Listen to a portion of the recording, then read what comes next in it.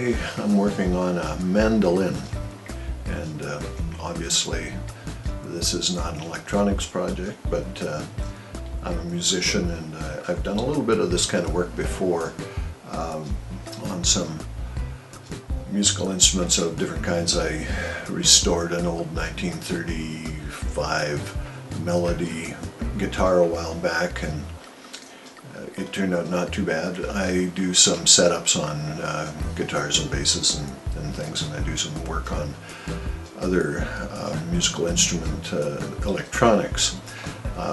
Many years ago I did some work on a violin, and so there's been bits and pieces along the way. And so when a friend asked me to do this, I thought this could be kind of an interesting little job. I don't think it's an extremely expensive instrument, but I don't really know that either. So I'm going to try and get this thing in better shape if I can, and being very careful, try not to do more damage than I fix. So here it is.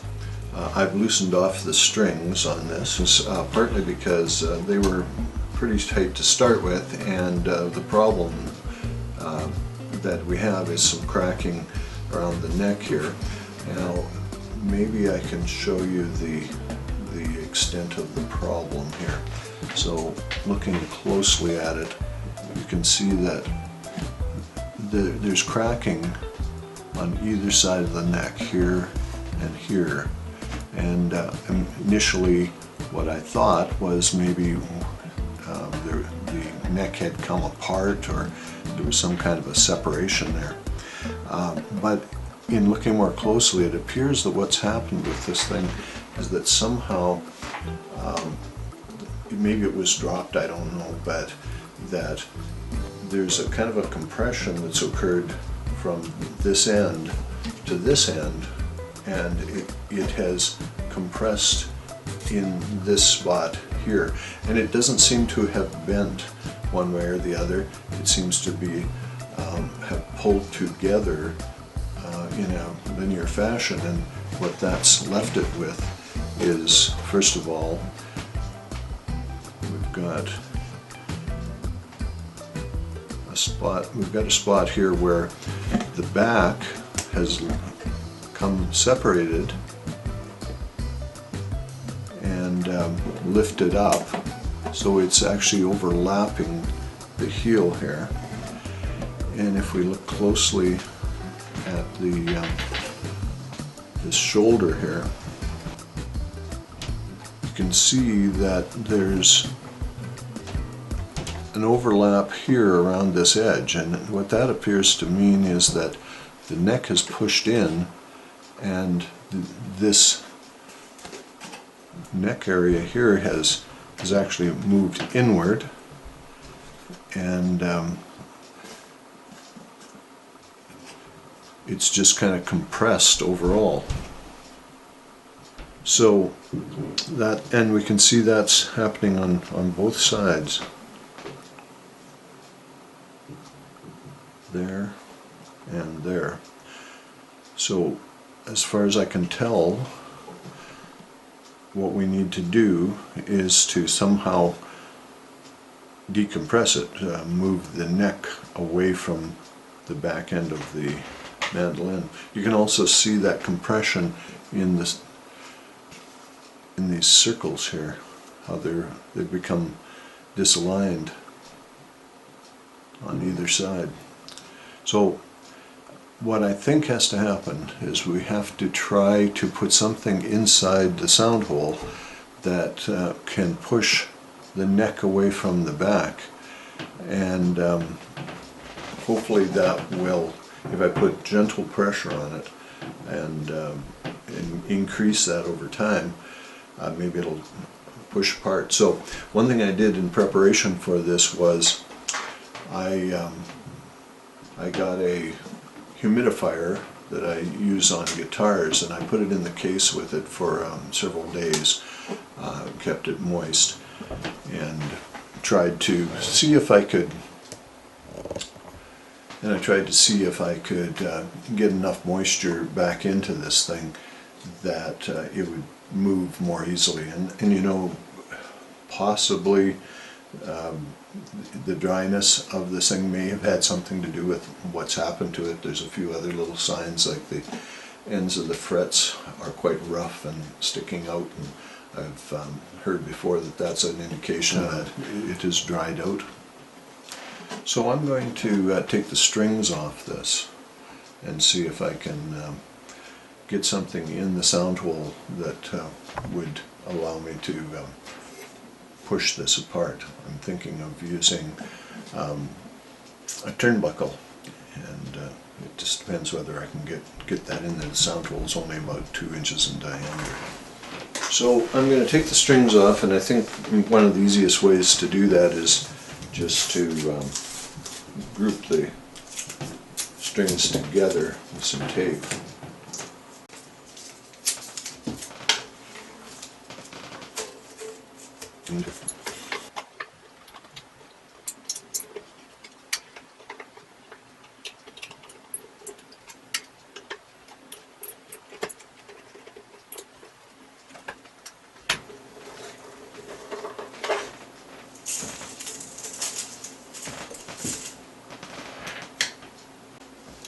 Well, this thing really is very dry, and off camera, just as I was just preparing to see if I could get this turnbuckle inside there, I just bumped the edge of this sound hole, and a piece of the veneer or the plywood just popped right off. So I'm going to set that aside, and that's unfortunate. But it does indicate something that I've been noticing when I was looking inside there with my endoscope, is that it appears that the laminations of this plywood may have separated in a couple of spots along here when this thing broke open. Especially on this side, there is some movement to this, and yet when I looked at this with the endoscope, there's actually, the crack does not come through on this side inside. The crack goes all the way through on this side, but not on this side, and the veneer on the outside, or the layer of the plywood, is actually humped up a little bit there.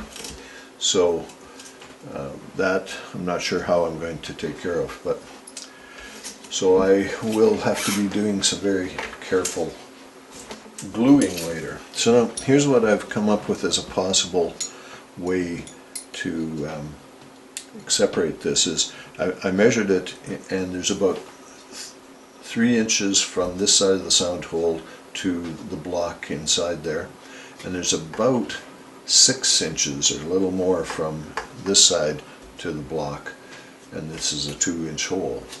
So we're talking about 3 and 2 is 5, and plus 6 is about 11 inches. So I came up with a turnbuckle that I'm wondering if I might be able to somehow wrangle that in there. So we're going to see if that's even a possibility.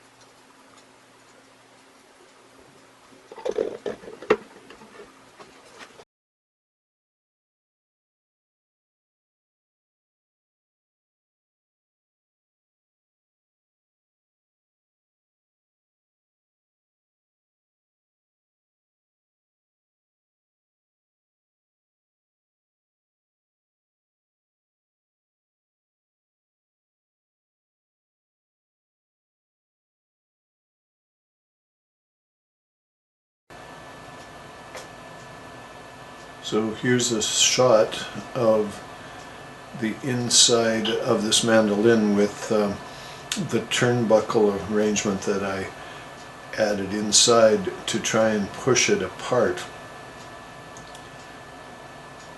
on my endoscope. Now I'll turn it around and look at the other direction.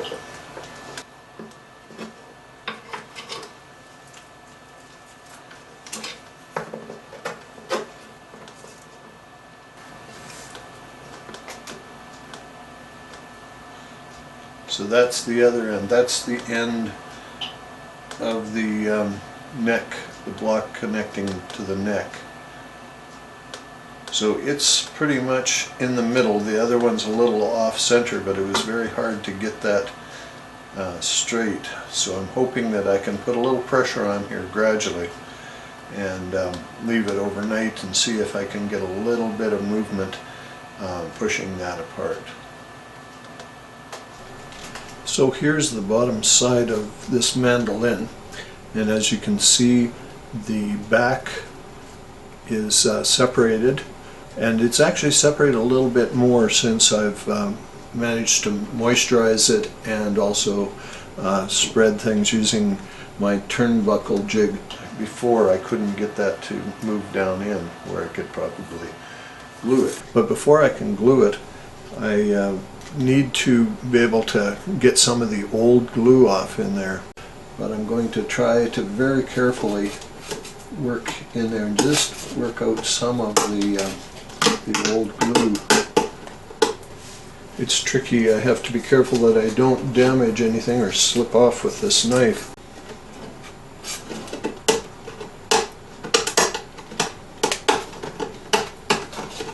A bit of extra glue in there. Maybe it was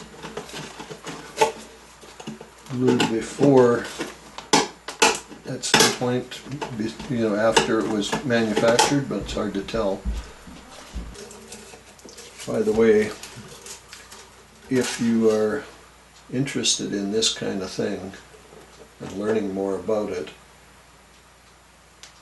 there's a guy by the name of Ted Woodford who lives in Hamilton, Ontario in Canada here, and he's got a YouTube channel. I'll put a link in the description and you can check him out. He is very knowledgeable, and what little I've learned about this I've probably learned mostly from watching him. He builds guitars as well as fixes various instruments.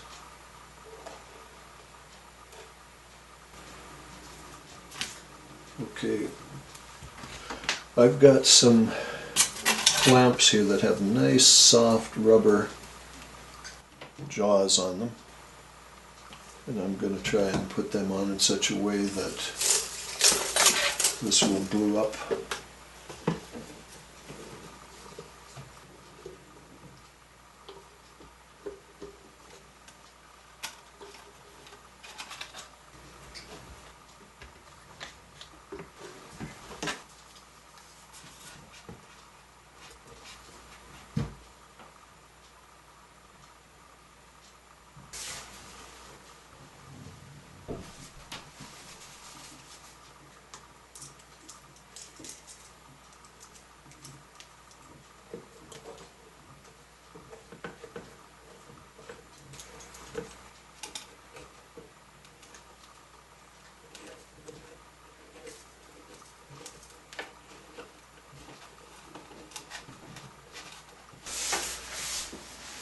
Okay, as I've mentioned before, this is a plywood top on this, and there's been some delamination of the layers in here, and the crack inside, it does not go all the way through. So what we need to try and do is glue this piece in, and then we'll have to do a little touch-up on that. We may not ever get these lines quite lined up now. I may have to do a little bit of work on these edges because we managed to get some improvement on the compaction of the thing, but it's not complete. Hey, there's some delamination on the inside here too, which is a concern, and I'm going to have to put a cleat on the inside in here. I think the first step would be to try and get some glue in there and clamp that together, and then maybe we put a cleat on afterwards on the inside. The last step might be to glue the top down. So I managed to get the top lid on one side of this glued up. It was a bit of a struggle. not sure yet whether this is going to be a good fix and whether it's going to look exactly right. You can see in here where the top has come together, and it was quite a struggle to get a cleat on the inside, but I was able to get one across the break in the lid and clamp it down here, and then I got some glue in underneath the lid and I clamped that down. Now, so my next thing is then I will be gluing up this side on here. So I've got these little clamps that I made. I just made them out of all thread. The wood is actually fairly soft. I've got some clear plastic on the actual all thread in there so that when it goes on it isn't going to damage the instrument. I also am going to need to do a little bit of a glue joint here where this is separated, and there's a little crack in the finish as well here that I'm going to use some crazy glue on. I don't want to mess up the traditionally cracked finish on the front of this. This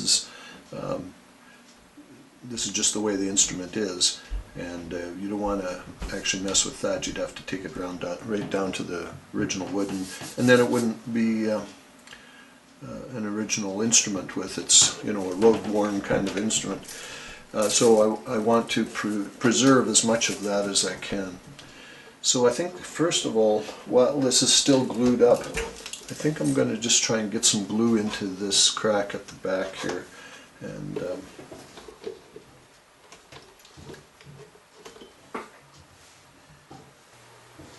one thing nice about this super glue is that it can fill cracks, and you can put it on in layers, and it's clear, and you can scrape it off with a razor knife. So there are some advantages to it. This being made out of plywood, you can actually see the laminations of the plywood on the edge here, and you can see where there are some of these cracks are working their way down and splitting along the laminations.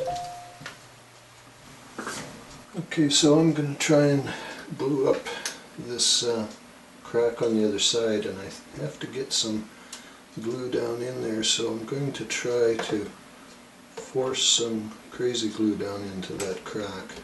I've got to do this very fast because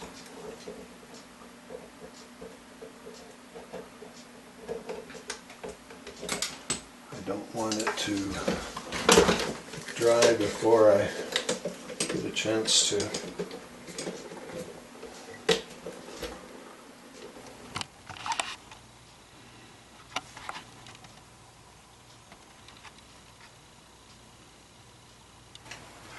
Okay, so at this point I think we'll wrap up part 1 of the mandolin repair video. In the next part, in part 2, which is the final part, we're going to look at the mandolin after the main part of the gluing was done.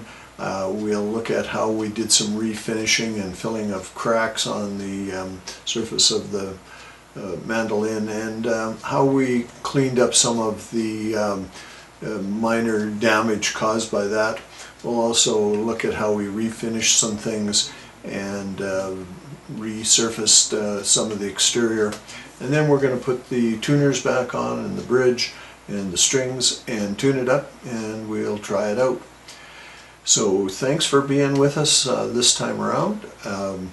Hope you'll like and subscribe, and always happy to get positive comments. And we will look forward to seeing you on the next one, and I hope you'll tune in for that one. Thanks a lot, and we'll see you on the next one.